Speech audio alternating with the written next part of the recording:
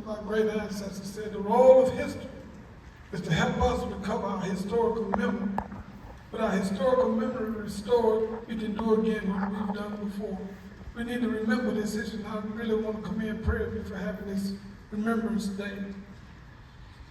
When Stephen F. Austin came into Texas, his headquarters is roughly 25 miles to the southwest of where you're sitting right now.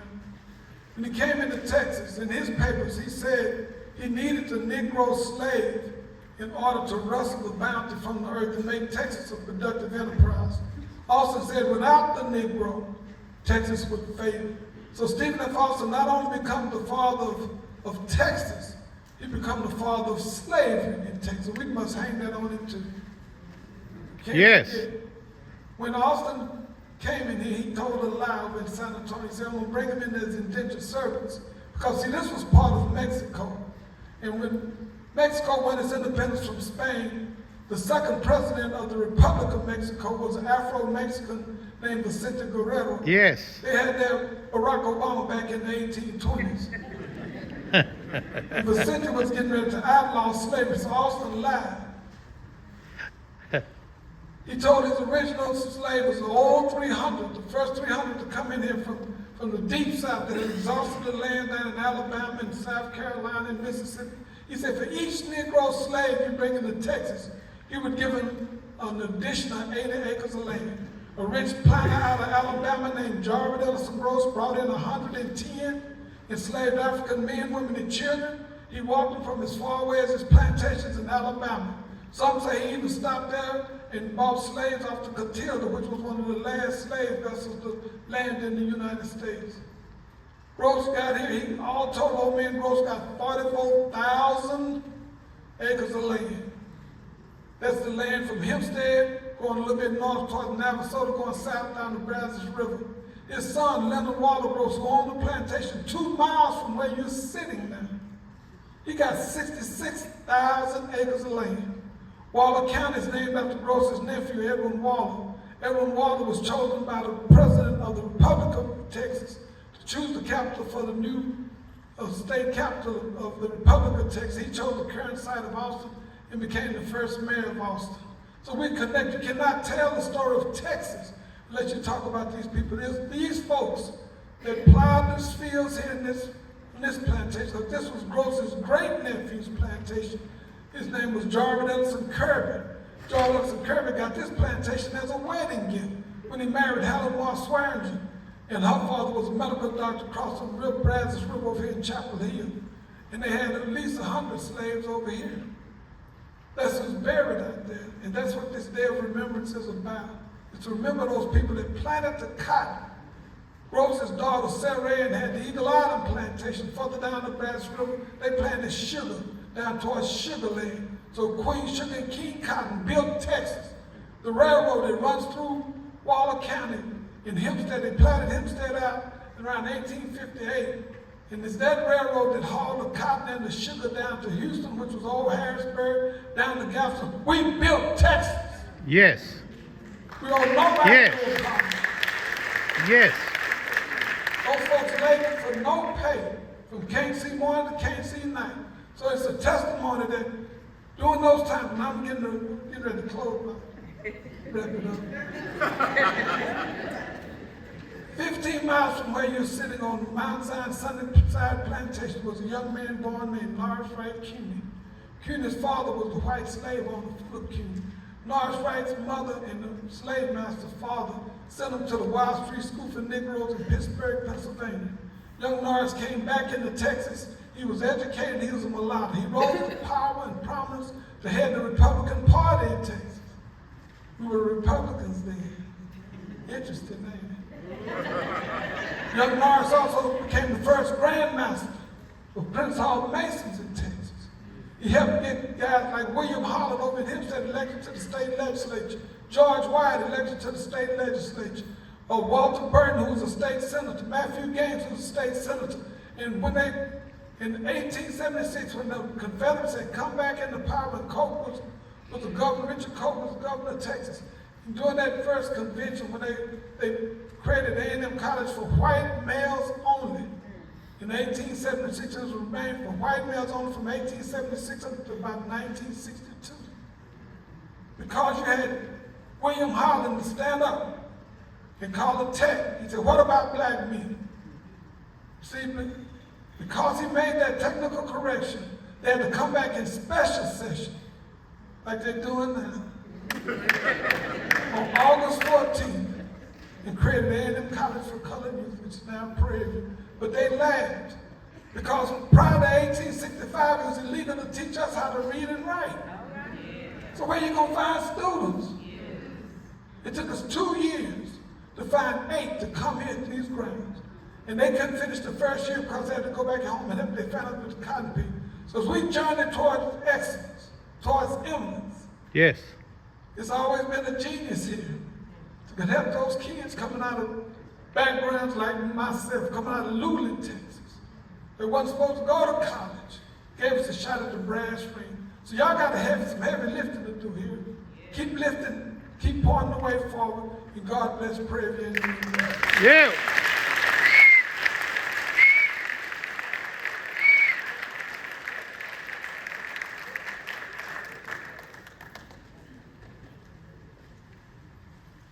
First history of Prairieview that I ever learned, I learned from Frank Jackson. Not in any class, not in any formal setting. I want to challenge everybody in here to change that. My students now have an assignment where they have to go back and look in the student newspapers, where they have to go back and look at the yearbook, where they have to go to the archives and ask questions about their own institution. It's very difficult to treat a place well that you don't understand the history and the importance of it. And so if you want to be this place to be treated well and to be revered, you have to tell them the history. What is the architectural history of Prairieview? What is science? How has it been done here at Prairieview? Why is agriculture important here at Prairieview? It's in our archives. Tell them to go find it, and you go with them to find it first. So I'm going to offer that up. The other thing is, since 2020, the Simmons Center for Race and Justice has been doing a deep study of the history of this plantation. So rather than focusing on the cemetery, we're focusing on the lives of the people who lived here. And so in anticipation of our 150th anniversary, we're going to release a definitive report on the history of slavery in the first years of the founding of this institution. And so we look forward to offering that up to you. But I have the honor right now to introduce a man who was at one point my congressman, but then we moved to Sheila Jackson Lee's district.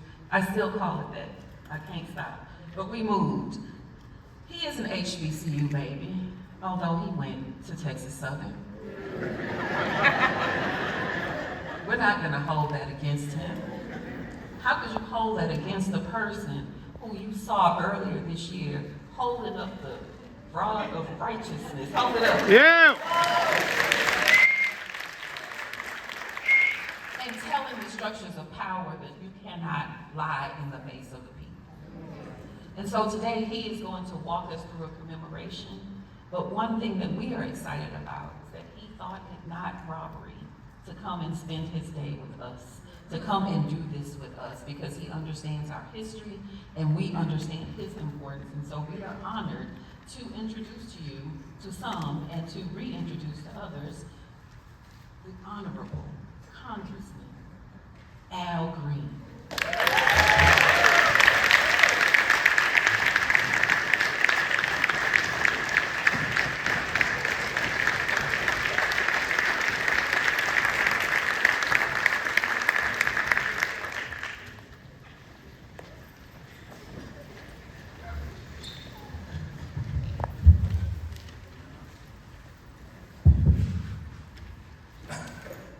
It is indeed a preeminent privilege, a superlative pleasure, and a splendiferous honor to be with you on this most auspicious and somewhat suspicious occasion. I am honored to have been accorded this privilege by your president, a person that I have come to know and a person that I have great respect for. And I'm confident that you have great respect for her too. So I'm going to ask for all that she has done, and especially for allowing us to have this great moment to commemorate our ancestors. I would ask that you give her a very special expression of appreciation. Would you do that, please?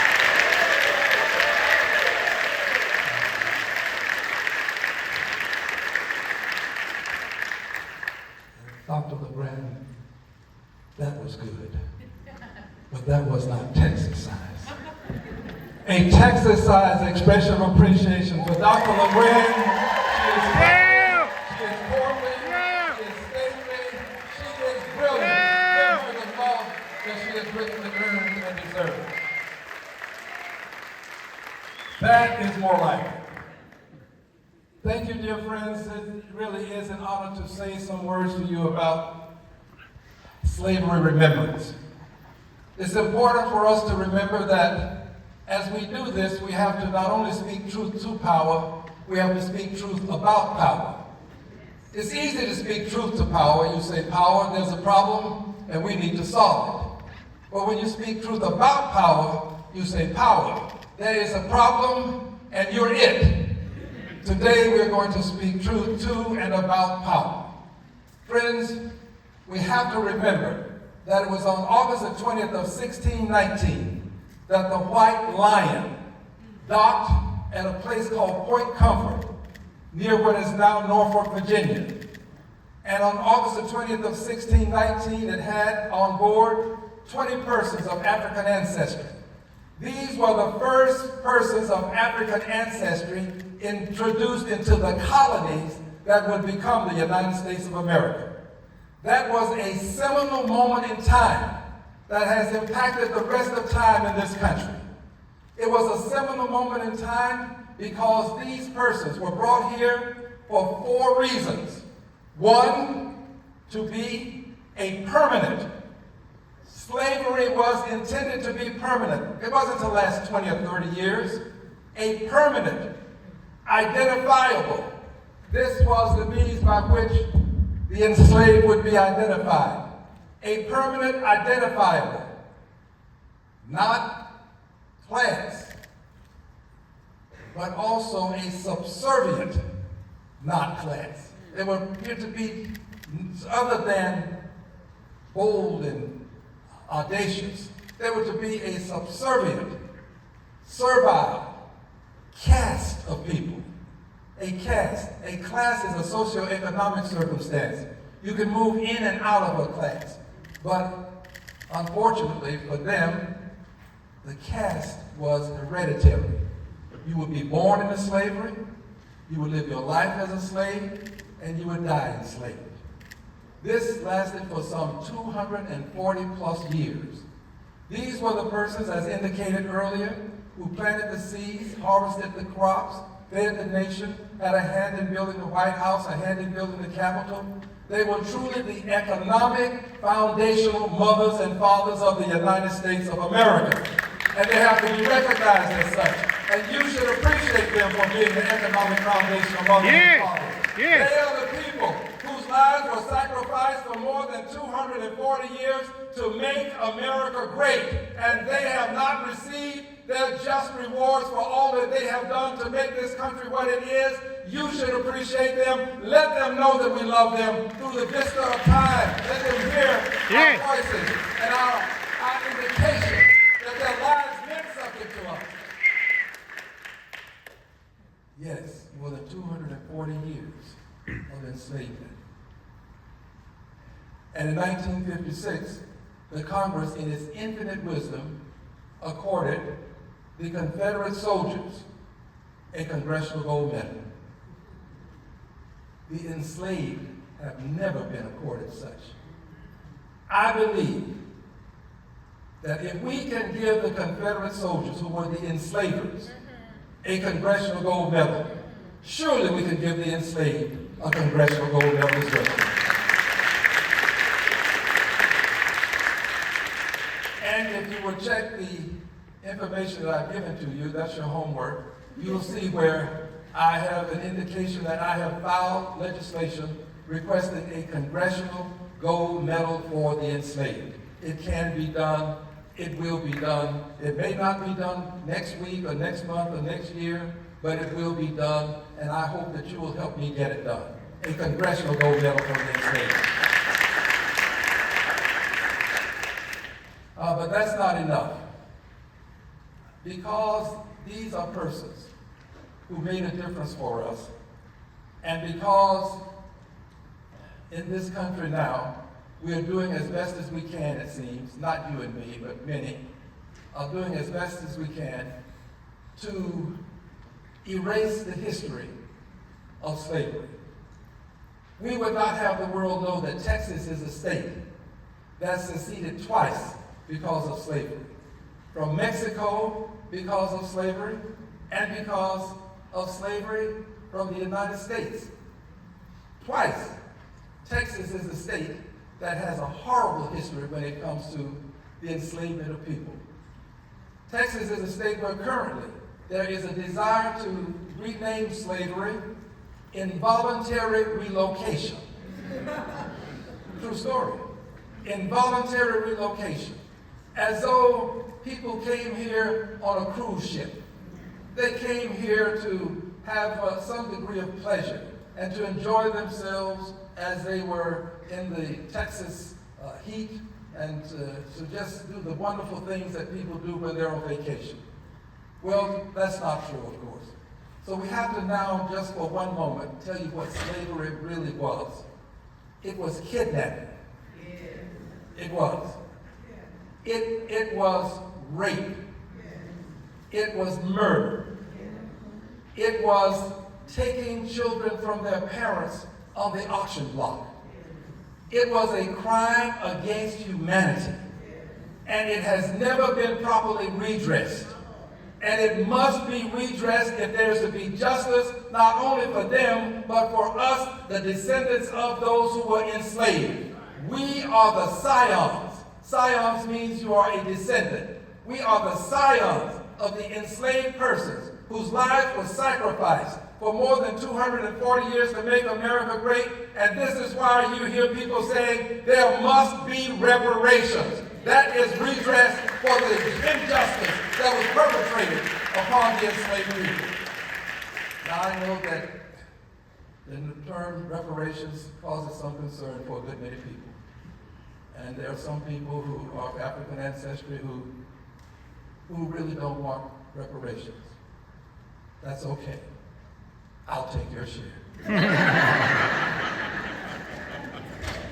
I have no problems with the reparations concept. There has to be redress. Which is why I have, if you look at your handout, an indication that we should have a Department of Reconciliation. A Department of Reconciliation to redress not only the horrors of slavery, but also the Trail of Tears and the many other horrible things that happened, including an effort to literally eliminate the indigenous Americans. We have to redress these things.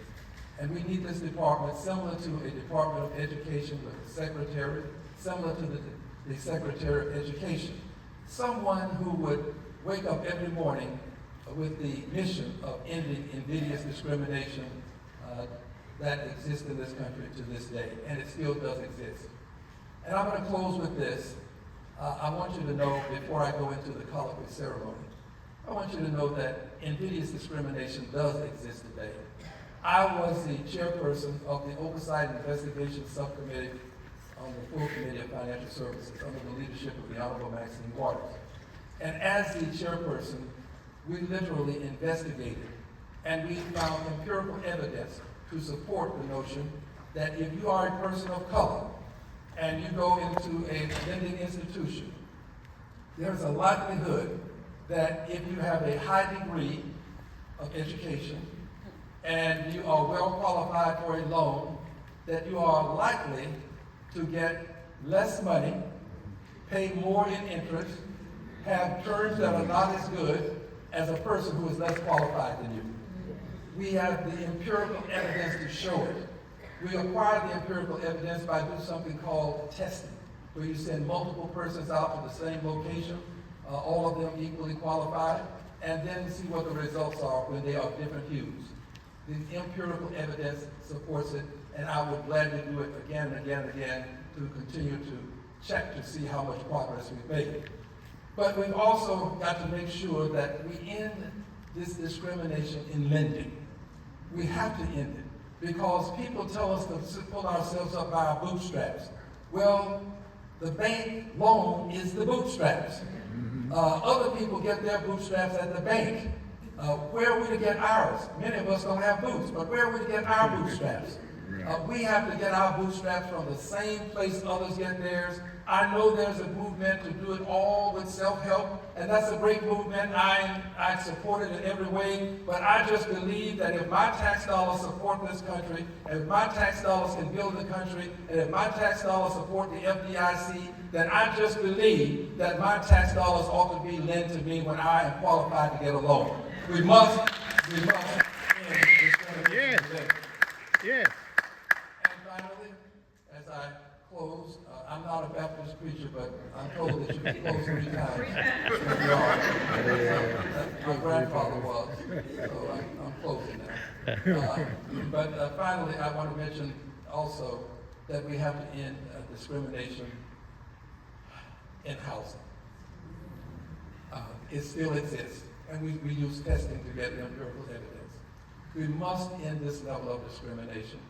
And we must also understand that a lot of what we call poverty is really racism, because it's racism that produces the poverty that you see. So we have to be candid about these things, be truthful about these things, and make sure that persons understand that we don't do it because we hate America. No, I don't hate America. I don't. I just want America to understand that I know my history. Right. And I want America to understand that I won't tolerate invidious discrimination. And I want America to know that if we can have a 9/11 Remembrance Day, if we can have a Pearl Harbor Remembrance Day, if we can have a Holocaust Remembrance Day, then we can have a Slavery Remembrance Day. That's right. And now, having overstayed my welcome, I'm going to go through the remembrance ceremony. This is to be done with a certain degree of solemnity, although there may be occasions when you would want to commemorate with an applause, and of course you may. But this is the remembrance colloquy and ceremony. Over the next few minutes, we will recall various well-documented aspects of the experiences enslaved Africans in America suffered. At the end of each of these summarized experiences, I will say the words "we must." Immediately thereafter, after I say "we must," I would have you, each of you, in unison say, "Always remember." Let's practice. We must Always remembrance. We must Always remember. Let's begin. To prevent the evils of slavery from being repeated, we must Always remember. to commemorate the suffering and the lives lost because of slavery. We must Always remember. for the first 20 enslaved Africans who arrived in the British colonies at Point Comfort near what is now Norfolk, Virginia, on August 20th of 1619, we must Always remember. for the 12 million humans from all walks of life whose lives were stolen from them when they were kidnapped from Africa and forced into slavery. We must Always remember. for the Africans sold into slavery by other Africans. We must Always remember. for the 12% of human beings who suffered the deadly Middle Passage and did not survive the horrific voyage to America. We must Always remember. for the men, women, and children on slave ships, many of whom were kept naked, packed close together, with many shackled and chained. We must Always remember. for the enslaved human beings who suffered, who often worked from sunup to sundown, 6 to 7 days a week, often without food. We must always remember.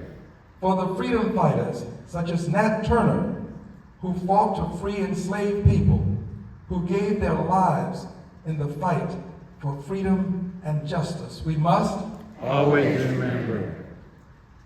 For the tens of thousands of enslaved human beings who risked their lives in search of freedom on the Underground Railroad, we must Always remember.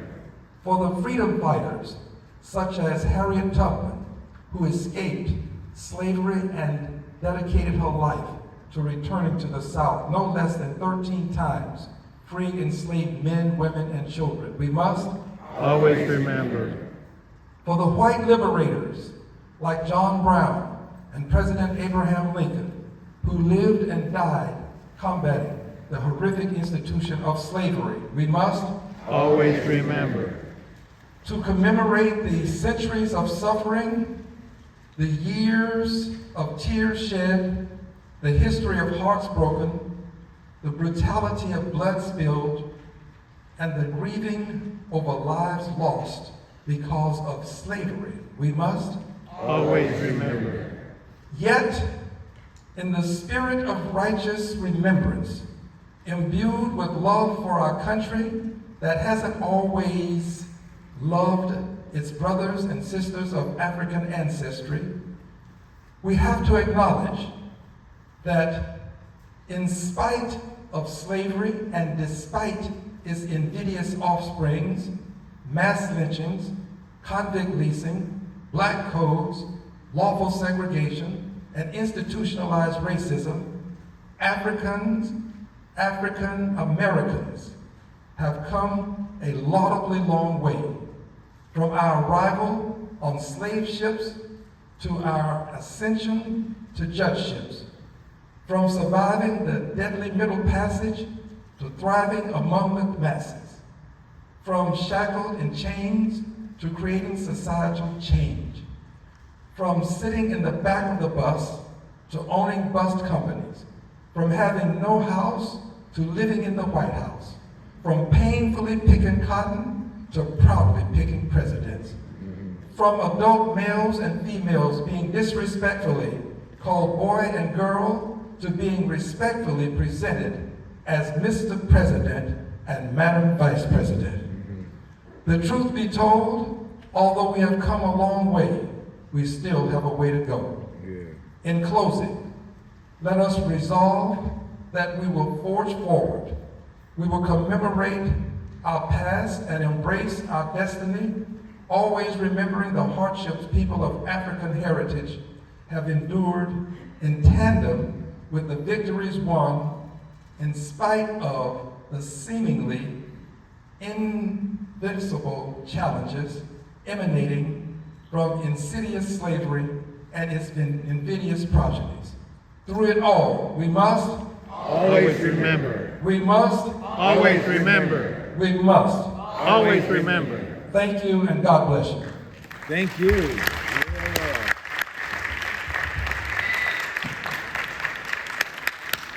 Yeah. Yeah. Thank you very much. Thank you.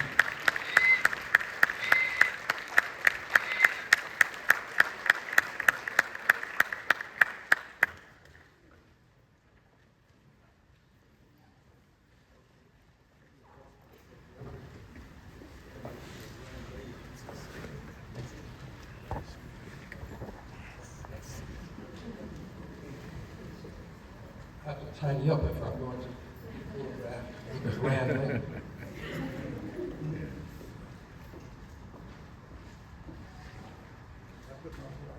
All right.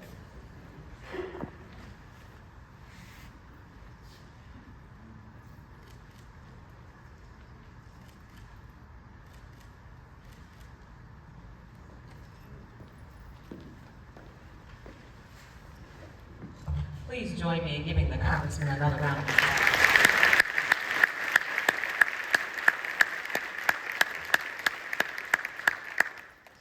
You know, today has been a good day.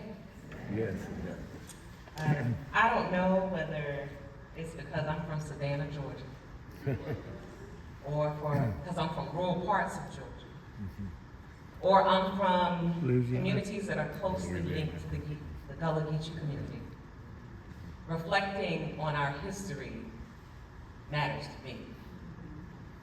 And I can tell by your attendance it matters to you. What I will tell you is last year, around this time, I was talking with the Congressman and said, I heard that you do something called a Slavery Remembrance Day. As a matter of fact, you passed legislation to do so. And he says, I do. And I said, well, you know, Prairieview has a slave cemetery. And our founding is right around the time that you typically do your Slave Remembrance Day. Would you mind taking a hike from Houston to come down to Prairieview? He said, absolutely. Called his entire staff over and told him, make this happen. I don't care what you want to do. And here he is. And so I just want to say,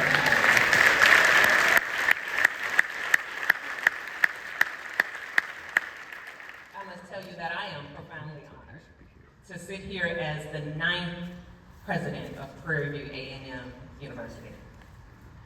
As we come together to pay homage to the extraordinary vision and courage of our founders, and to remember with reverence the many ancestors who so relentlessly toiled this very land. Don't you feel their presence today? Yes, yes. I know I do. I actually feel them watching with profound pride, perhaps even amazement, as they look upon the land that they know better than most. Marveling that the tiny acorn of faith that they planted right here on this 1,400 acres as enslaved people has flourished into a mighty institutional oak of higher learning, whose branches now shelter generations of scholars. You see, that is why we tread so carefully on this land at Prairieview. It has long been our tradition not to walk on the grass. And Dr. Moore reminded us just why that's important. To walk with reverence is to remember that beneath this soil rest the memories of lives that were denied dignity in their own time, but yet whose sacrifices continue to sustain us.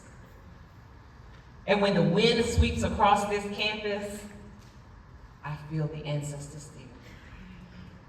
Many of you have heard me say this before, that I believe whenever a strong wind blows on this campus, it is the hand of the ancestors who toiled this land with their hands in our back, pushing us forward, steadying us as we falter, propelling us toward challenges that they could have not imagined, but they have prepared us for. With courage. Their lives remind us of something essential, that greatness is never achieved alone. Your individual legacy is only as great as the help that you give to others. That was the essence of our founders. Our founders were not educated men, yet they conceived better for others than they had for themselves. And that became the very essence of Prairieview A&M University. I think our provost has said it, and others have said it, our university has always been more than a place of personal advancement. We are a community, a collective rising. We are a community of collective rising. So I want to take this moment to thank all those in the audience from the local community. We have a few other elected officials in the audience. I think I saw Councilman Mike Jones. Yeah! Mike James.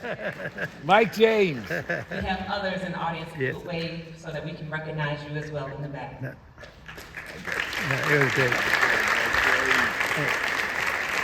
But when we decided that we would do a Slavery Remembrance Day, we just didn't plan this internally or only with Congressman Green's office.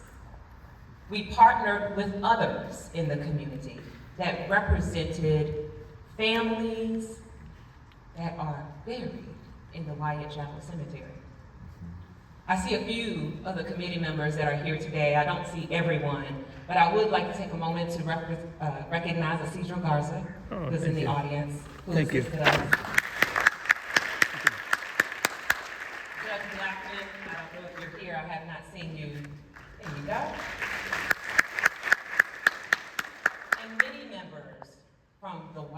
Chapel families and communities. I bring this up because the fact that we are a community of collective rising, I want to remind us we must never forget that the true measure of our lives is not what we enjoy in our own time, but what we leave behind. Others may one day sit under the shade trees that we have planted. Trees whose coolest we ourselves will never feel. That is the calling of Prairieview A&M University.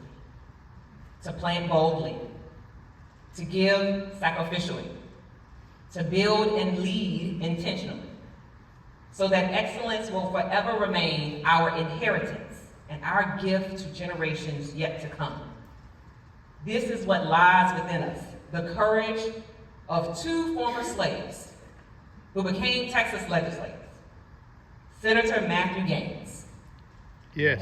Representative William Holland, whose vision and fortitude of those enslaved who understood and endured oppression, but yet they envisioned freedom. Their legacy is our inheritance. It is a gift to all of us, and it is bequeathed at every commencement, to every graduate who leaves this place ready to transform the world.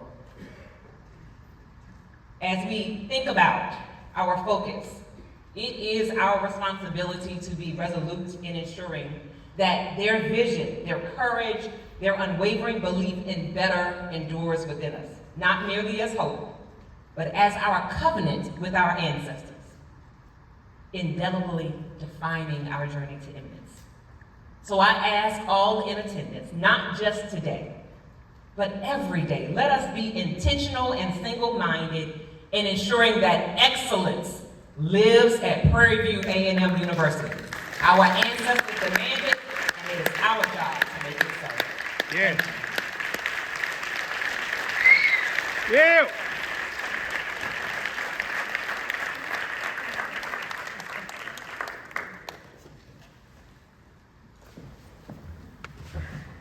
What a powerful moment, what a word, what a word. Hope y'all give everyone on this stage another round of applause, please. As we approach our 150th year, it is remarkable to reflect on progress and achievements we've made on this campus throughout our rich history. As we close out day one of Faculty and Staff Conference and look ahead to day two, remember that programming begins at 8:30. There's no formal opening, so please download the conference app to stay informed. Tomorrow's offerings includes tracks for new and continuing faculty and staff, a virtual workshop on identity leadership with Stedman Graham, website accessibility training, and the campus partners information booths in the library. Each college and school will host its own retreat. Thank you for attending, and I hope you enjoy the rest of your day. Thank you all.